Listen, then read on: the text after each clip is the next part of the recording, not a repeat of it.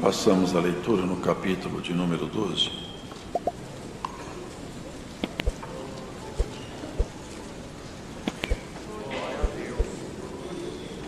Portanto, nós também, pois que estamos rodeados de uma tão grande nuvem de testemunhas, deixemos todo o embaraço e o pecado que tão de perto nos rodeia e corramos com paciência a carreira que nos está proposta, olhando para Jesus, autor e consumador da fé, o qual, pelo gozo que lhe estava proposto, suportou a cruz, desprezando a afronta, e assentou-se à destra do trono de Deus.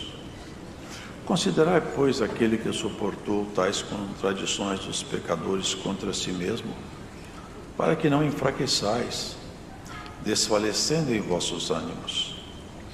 Ainda não resististes até ao sangue, combatendo contra o pecado, e já vos esquecestes da exortação que argumenta convosco como filhos.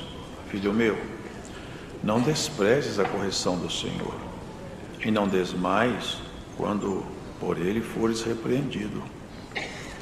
Porque o Senhor corrige o que ama e açoita a qualquer que recebe por filho.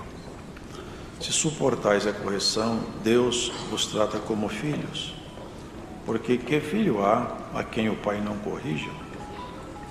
Mas, se estáis sem disciplina, da qual todos são feitos participantes, sois então bastardos e não filhos.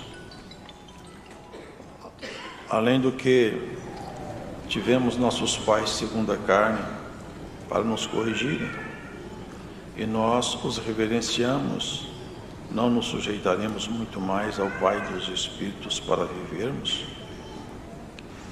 Porque aqueles, na verdade, por um pouco de tempo nos corrigiam como bem lhes parecia, mas este para nosso proveito, para sermos participantes da sua santidade.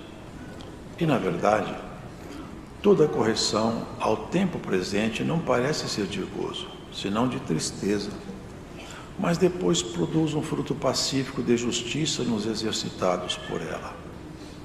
Portanto, tornai a levantar as mãos cansadas e os joelhos desconjuntados, e fazei veredas direitas para os vossos pés, para que o que manqueja se não desvie inteiramente, antes seja sarado. Segui a paz com todos e a santificação, sem a qual ninguém verá o Senhor. Tendo cuidado de que ninguém se prive da graça de Deus, e de que nenhuma raiz de amargura, brotando, vos perturbe, e por ela muitos se contaminem. E ninguém seja fornicário ou profano como Esaú, que por um manjar vendeu o seu direito de primogenitura, porque bem sabeis que, querendo ele ainda depois herdar a bênção, foi rejeitado, porque não achou lugar de arrependimento, ainda que com lágrimas o buscou. Porque não chegastes ao monte palpável, aceso em fogo, e a escuridão, e as trevas, e a tempestade,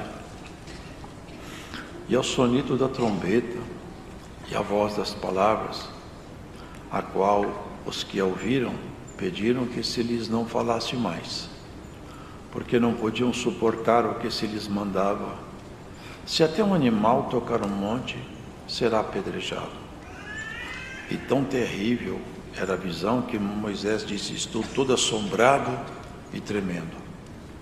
Mas chegastes ao monte de Sião, e à cidade do Deus vivo, a Jerusalém celestial, e aos muitos milhares de anjos, a universal assembleia, igreja dos primogênitos, que estão inscritos nos céus, e a Deus, o juiz de todos, e aos espíritos dos justos aperfeiçoados, e a Jesus, o mediador de uma nova aliança, e ao sangue da aspersão, que fala melhor do que o de Abel. Vede que não rejeiteis ao que fala, Porque se não escaparam aqueles que rejeitaram o que na terra os advertia, muito menos nós, se nos desviarmos daquele que é dos céus. A voz do qual moveu então a terra, mas agora anunciou dizendo: ainda uma vez comoverei não só a terra, senão também o céu. E esta palavra, ainda uma vez, mostra a mudança das coisas móveis como coisas feitas, para que as imóveis permaneçam, pelo que, tendo recebido um reino que não pode ser abalado, retenhamos a graça, pela qual sirvamos a Deus agradavelmente com reverência e piedade, porque o nosso Deus é um fogo consumidor. Amém.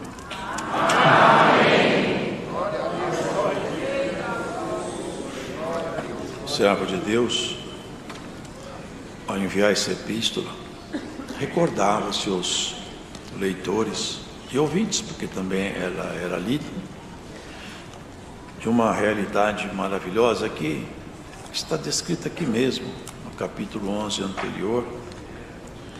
Aqui fala de Abel, de Enoque e de tantos homens.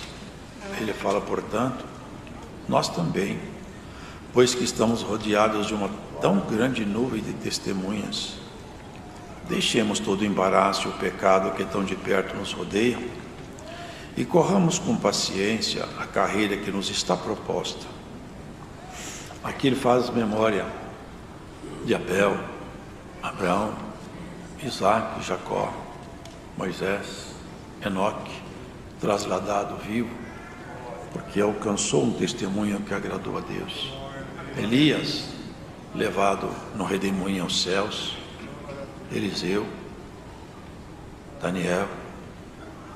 Ele fala, olha, presta atenção, há uma grande multidão de testemunhas e nós estamos rodeados por elas.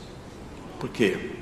Elas têm muito a ver conosco, porque eles creram em Deus como nós, eles eram humanos como nós. Elias era um homem semelhante a nós, sujeito às mesmas paixões, sentimentos, só que ele firmou-se no Senhor com tamanha segurança que ele fez prodígio em nome do Senhor. E essa grande multidão, essa nuvem de testemunhas, nós devemos olhar que eles venceram, e como eles não se embaraçaram e seguiram até o fim, a palavra hoje recomenda que não nos embaracemos com nada dessa vida. Como o Senhor disse, Paulo disse a Timóteo, Timóteo, aquele que milita a milícia da vida eterna, não se embaraça com o negócio dessa vida. Assim nós não devemos correr com paciência a uma carreira que nos foi proposta. A nossa carreira é chegar no céu, irmãos. Nós somos chamados para morar no céu. Essa é a nossa carreira. Nós somos transformados de filhos das trevas para filhos da luz. Fomos trazidos à condição de filhos da ira para filhos adotados em Jesus Cristo. Por isso, qualquer dificuldade que a gente tenha, paciência é ciência dos santos. Quem sabe esperar, sempre alcança. Quando a pessoa perde a paciência, ele pode não alcançar. Mas ele tendo paciência, ele sempre vai alcançar. O homem sábio exercita a paciência e não se embaraça com nada. Olhemos nossa vida, irmãos. Se alguma coisa caminha para nos embaraçar, o que seria esse embaraço? Atrapalhar a nossa vida espiritual. Nós não podemos permitir que nada atrapalhe a nossa carreira. É uma comparação. Ele comparava com aqueles atletas, sabe, irmãos, gregos. Eles faziam aquelas corridas. Você já deve ter visto.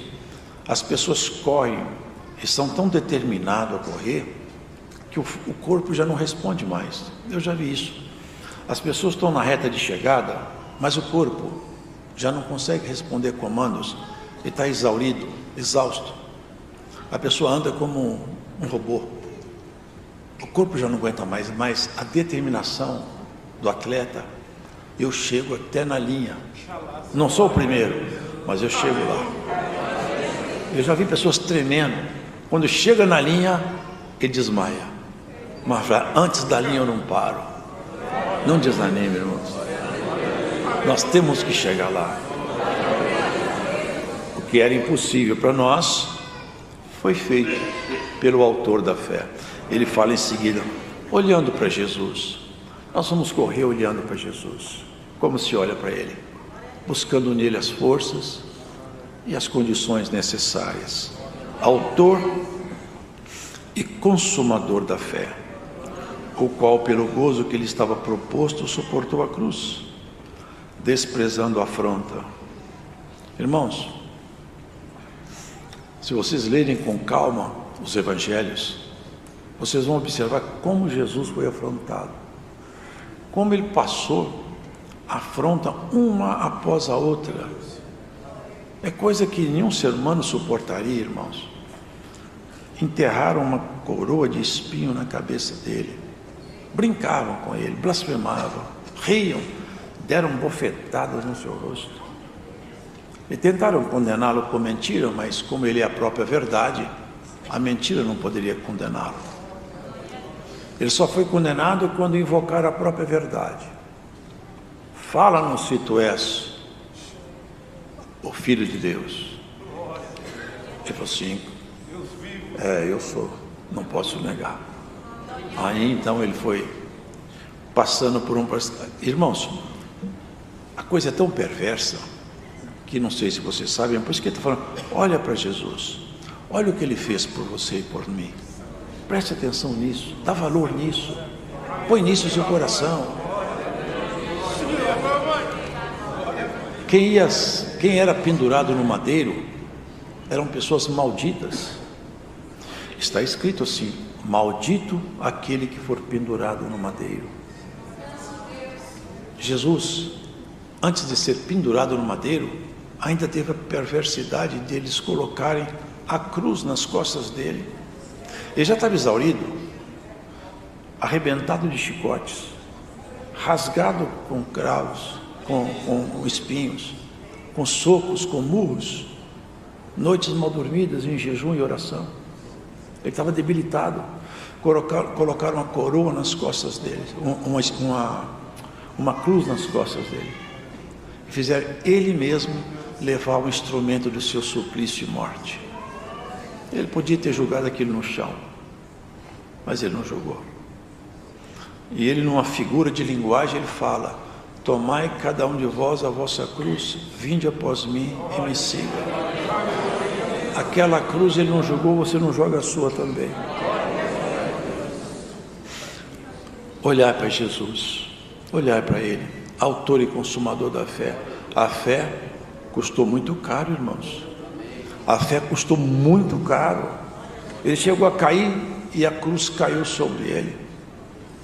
Ele estava tão debilitado que pegaram um homem de Cirene e falaram: ajuda ele, pai de Rufo, ajuda ele a carregar. Levaram ele até a cruz, rasgaram seus braços, suas mãos com cravo, seus pés cravados na cruz. E lá na cruz ele zombava dele outra vez: se tu és o Cristo, desce daí. Vamos olhar para Jesus um pouco hoje, irmãos. O que Ele fez por nós? O que é isso que Ele fez, irmãos? É algo muito sublime, irmãos, porque vocês entendem que ali é uma troca. Ele era perfeitamente humano. É exatamente por isso que tinha valia Ele estar ali. Olha o preço do pecado. Olha como é grave pecar. Hoje nós estamos vendo muita doutrina, hein? Relativizando o pecado, fazendo o pecado ser uma coisa trivial. O pecado é uma coisa tão nojenta e séria que Deus não poupou seu filho. E olha que ele pediu, hein? Pai, se for possível, passa de mim esse cálice. E ele ouviu só um silêncio de retorno. O Senhor no silêncio dizia: o preço do pecado é a morte, Quem peca, a alma que pecar, essa morrerá. Todos os homens morreram.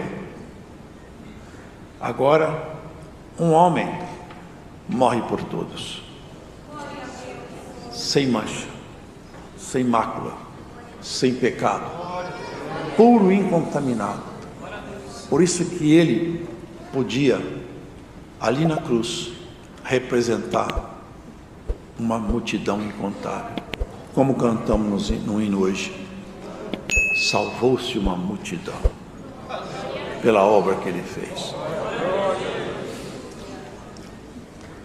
Ainda é comovente ver ele todo rasgado lá em cima na cruz, olhar para baixo e ter a calma de dizer: Pai, perdoai-os, eles não sabem o que fazem.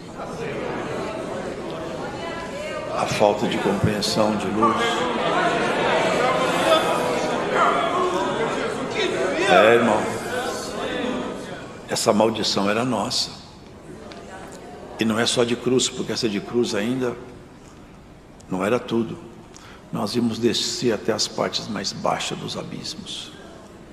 Olhai para Jesus, autor e consumador da fé. Foi assim que ele conquistou a nossa liberdade.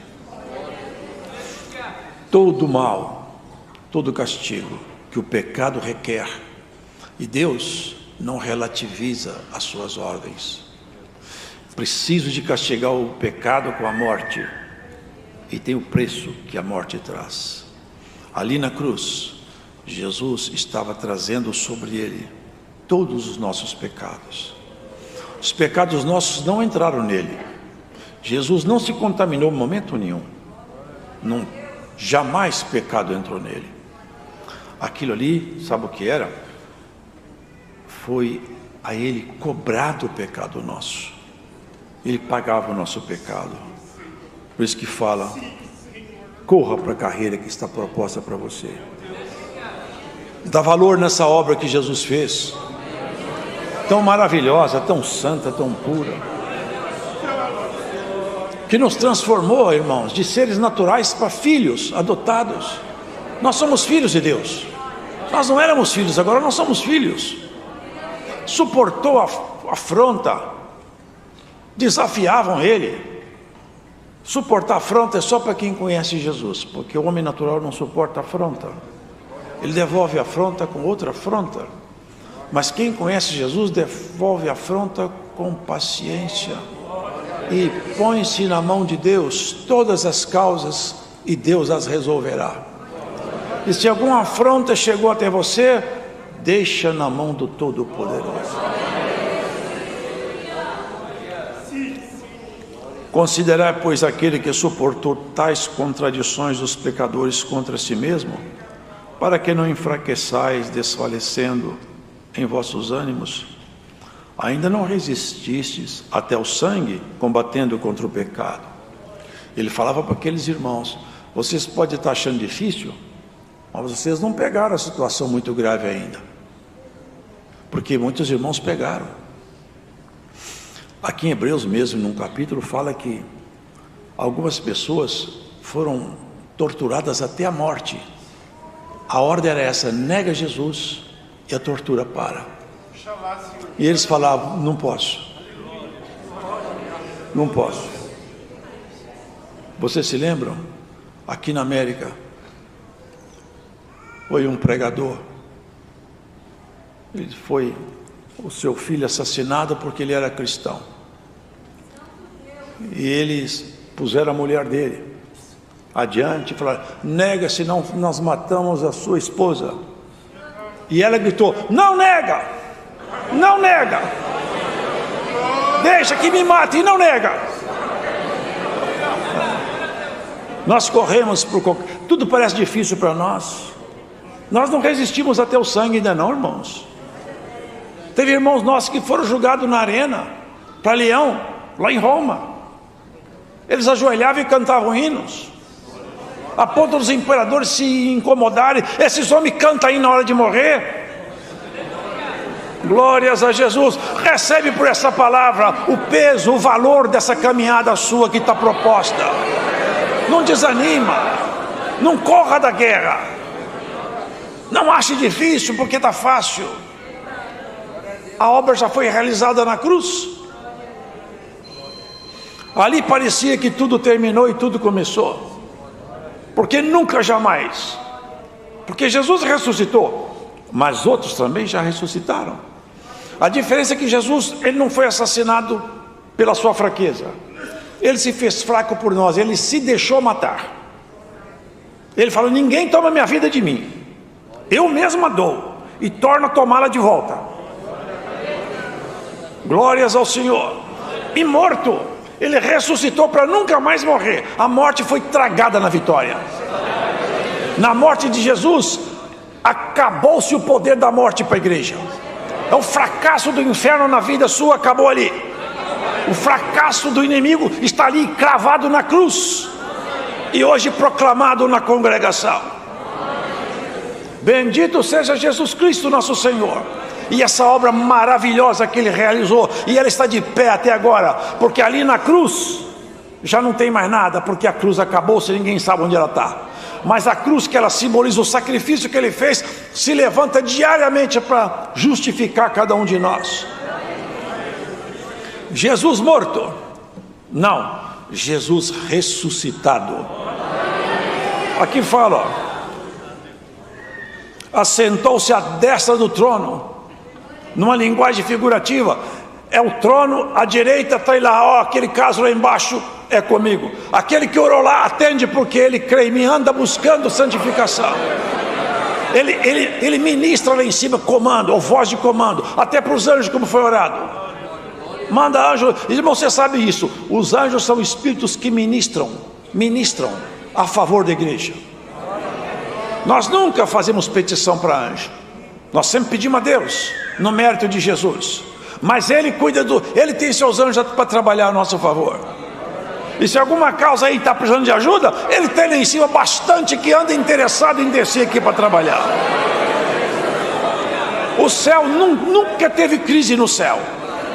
Lá no céu nunca entrou falência, nunca entrou mentira, engano, inflação, ladrão, prostituta, ladrão, nunca vão entrar lá. Lá é lugar santo, puro, comando é todo pelo poder do Senhor. Aqui na terra é uma bagunça só. Cada canto que se vê, só se vê a miséria. É o pecado, é a mentira, é o engano, é o choro, é o lamento. Ainda ontem o irmão estava contando a vida dele para mim. Largou ele com os seus irmãos, com sua mãe. Saiu de casa, abandonou, vendeu a casa e viveu debaixo das pontes, dos viadutos, muitos anos, até ser transformado pelo Espírito Santo. E hoje ele também está militando na milícia da vida eterna.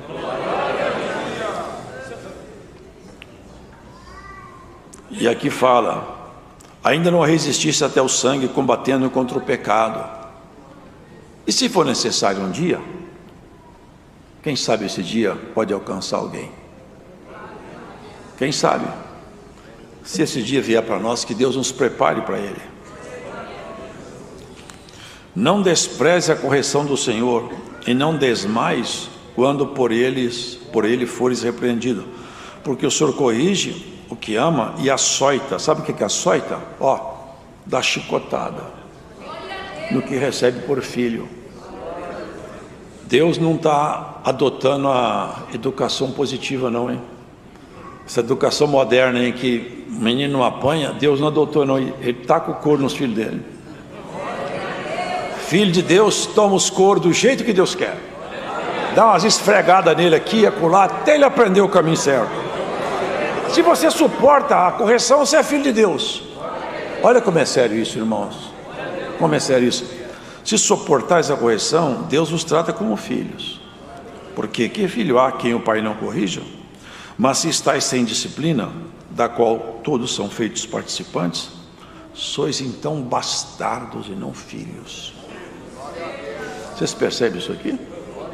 Quem não aceita a correção da palavra, Deus não o tem por filho. É bem diferente desse evangelho que nós estamos vendo propagar por aí, né? Você pode viver do jeito que você vier aqui, você já está salvo, você vai entrar no céu. Cada um que cuide, irmão, a fé já nos foi dada na cruz e o perdão está pronto para nós. Nós não podemos desprezar o que nos foi dado, senão nós seremos como o cão que volta ao vômito, como a porca que volta despojador da lama. E se não aceitamos a correção, Deus não nos chama mais de filhos, mas como nós aceitamos, nós vamos continuar como filho dele. Se você se sujeitar ao pai de vocês, que era um homem que corrigia de acordo com a compreensão dele, vocês não podem se sujeitar ao pai de todos os espíritos para vivermos? É isso que ele pergunta aqui, porque ele faz isso para sermos participantes da sua santidade. Sabe qual que é o propósito de Deus conosco? Santificar-nos, tirar de nós tudo que é carnalidade, tudo que é coisa humana decaída, e aos poucos colocar as coisas elevadas. Esse é o propósito dele, nos santificar. Ser santo, numa linguagem bem simples, é ficar parecido com Jesus. Isso é ser santo. Tornai a levantar as mãos cansadas e os joelhos desconjuntados. Aqui mostra uma pessoa bem debilitada, né? Os joelhos já estão desconjuntados, já não consegue ficar firmado de pé. Aí o Senhor fala: levanta as mãos aos céus e fala: Senhor, me ajuda, que meu joelho está desconjuntado, mas eu vou para aquela caminhada, a carreira proposta, eu não vou parar. A coisa não está fácil para mim, mas eu não vou desanimar, eu vou chegar ao alto, vou fazer como aqueles atletas que eu só desmaio depois que eu bater o peito na fita de chegada. Eu vou até lá, nada me faz parar, eu não volto, eu vou adiante. Deus vai te ajudar, irmão. Deus vai te ajudar, irmão. Você não vai parar no meio do caminho, porque o Senhor não te chamou para ficar pela estrada. Ele segura na tua mão, te ajuda, te fortalece, te enche de ânimo. Ele faz aparecer ânimo onde não tem, faz brilhar a luz no meio da escuridão. E nessa pregação, hoje o Espírito de Deus fará brilhar no teu coração a luz da esperança, a virtude que te faz andar mais um pouco. Elias comeu um pão e uma água, andou 40 dias. Com esse pão e com essa água você vai andar até chegar lá na fita de chegada, na porta do céu. Que dia glorioso! Esse dia nos espera, irmãos. Não vamos desanimar. Tenha cuidado que ninguém se prive da graça. É possível se privar da graça. Ele está advertindo que é possível, e que nós temos que tomar cuidado para não nos privarmos da graça. E cada um de nós deve ter isso no coração: eu não vou me privar da graça, não vou ser profano.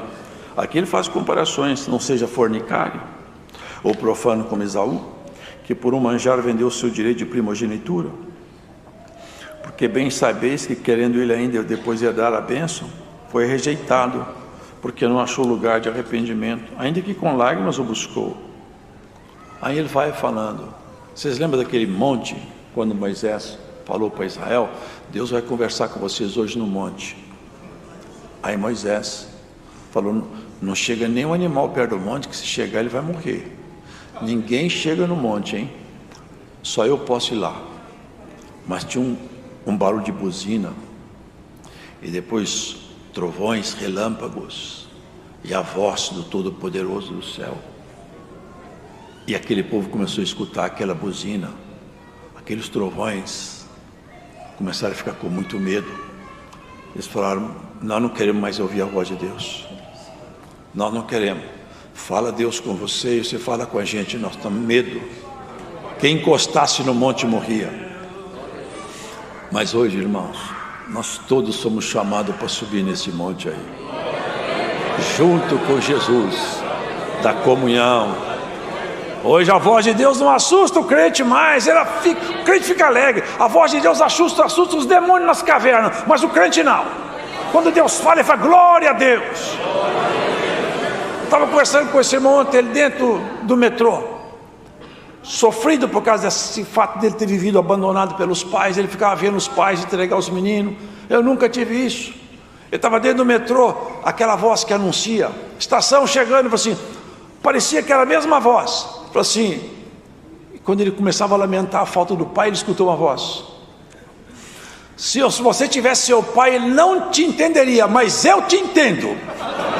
Ele gritou, glória a Deus. Sabe por quê, irmãos? A voz de Deus não nos mete medo, nos enche de alegria, de esperança. É a voz do Pai. As pessoas não têm mais, eles não acreditam mais em nada, nem que Deus se comunica com os homens. Deus nunca deixou de falar com o ser humano, nunca. Ele sempre criou uma linha por intermédio da qual ele fez com que chegasse todo o tempo tivesse algum representante dele. E aqui tem muitos representantes hoje, adotados como filhos. E se ele te pegar, puxar a orelha, te der uma palmada, você vai falar, eu aceito tudo isso aí porque eu sou filho, eu não sou bastardo.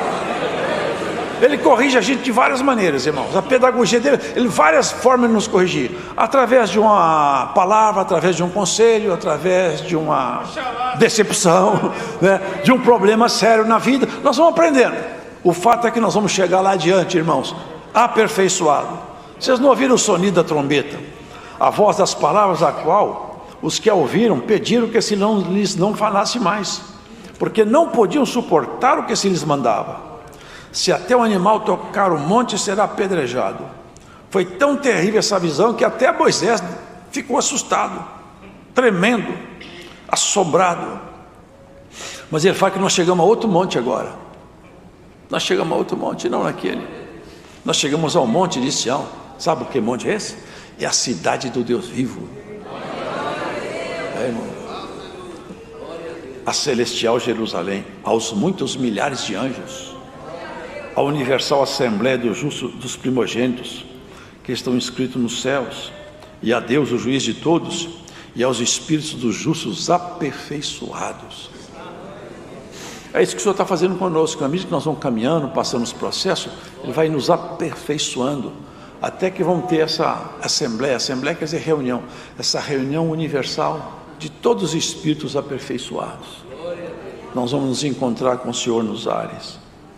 Não rejeita aquele que fala, e aquele recomenda, olha, outra vez, irmãos, não rejeiteis ao que fala, porque se não escaparam aqueles que rejeitaram o que na terra os advertia, muito menos nós, se nos desviarmos daquele que é dos céus, a voz do qual moveu então a terra, mas agora anunciou dizendo, ainda uma vez comoverei não só a terra, senão também o céu. E esta palavra ainda uma vez mostra a mudança das coisas móveis como coisas feitas, para que as imóveis permaneçam. Pelo que, tendo recebido um reino que não pode ser abalado, retenhamos a graça pela qual sirvamos a Deus agradavelmente com reverência e piedade, porque o nosso Deus é um fogo consumidor. Nós já recebemos, nós já estamos indo para Sião, a gente corre aqui embaixo. Você não vai bater o peito numa fita de pano, você vai ser defrontado dentro dos espaços da Sião Celestial. Terminou sua carreira aqui, irmãos, o corpo tomba, nós vamos encontrar com essa multidão de homens, mulheres que já passaram por aqui, e não somente com ele, com os anjos. Vai ser uma festa boa, maravilhosa, para a qual nós somos convidados, para morar com Deus como filho. Não é maravilhoso isso, irmão? Dá para passar uma coisa e outra, não dá? Uma decepção e outra, um processo e outro. Afinal de contas, o Senhor nunca falou que ia ser muito fácil, mas o Senhor falou que ia dar certo no final. Sabe o que fala a palavra? Preciosa é aos olhos do Senhor a morte dos seus santos, mas Deus não tem prazer na morte do pecador. Porque o pecador zomba de tudo, o pecador acha graça em tudo, ri de tudo, mas ele morre. Acabou seu riso e acabou toda a sua força, porque ele sai pela porta da morte e já cai dentro dos abismos. Acaba tudo. Deus não tem prazer nisso, mas é o preço que se paga pelo livre-arbítrio. Mas é preciosa a morte dos seus santos. Quando alguém termina seus dias e olha para trás e vê que a estrada foi percorrida, chegou até na linha de chegada e não abandonou, não deixou o Senhor. Não se embarace com nada, não se embarace, irmão, irmã, segue a sua carreira, ainda que muitas coisas aconteçam em volta de você e você não entende, segue com paciência. As nuvens, elas às vezes encobrem alguma coisa, mas quando o sol se levanta e o vento sopra as nuvens, fica tudo claro. E Deus vai soprar algumas nuvens na sua vida e você vai enxergar mais claro o panorama da sua própria vida. Com a morte de Jesus Cristo, tanta mudança aconteceu. Quando Ele ressuscitou, que glória, que coisa maravilhosa. Seus discípulos ficaram tão contentes, foram tão felizes. Eles reunidos, todo mundo com medo. De repente, Jesus se pôs entre eles. Paz seja convosco. Um olhando para o outro, é Ele. É Ele. Só que Ele já tinha aparecido antes e Judas não acreditou. E o Senhor Jesus, claro, escuta tudo. Falou, Tomé, Judas não, Tomé. Tomé, vem cá, pega seu dedo, põe na minha chaga. Veja que sou eu mesmo que estou aqui. Ele abaixou-se e falou, Senhor meu e Deus meu, me perdoem. Que coisa feliz, que dia feliz. Mas irmãos, vocês já pensaram, quando agora o Senhor voltar pela segunda vez, que dia feliz vai ser? Que dia feliz. Você não fica contente de saber que esse dia vai te levar lá para Sião? Você não vai mais sofrer. Não fica com medo da velhice, não fica com medo de doença, não. Lembra isso? Quando vier o Senhor, nós estaremos felizes para sempre. Vai na sua carreira, faz igual atleta cristão, a perna está desconjuntada, vai andando trôpego como alguém, até quem olha parece que ele embriagou-se de tão trôpego que anda. Ele anda para cá, para lá, já não tem força no corpo, mas o coração fala, eu não desisto, eu chego lá. Olha irmão, por essa palavra o ânimo de Deus vai te pegar.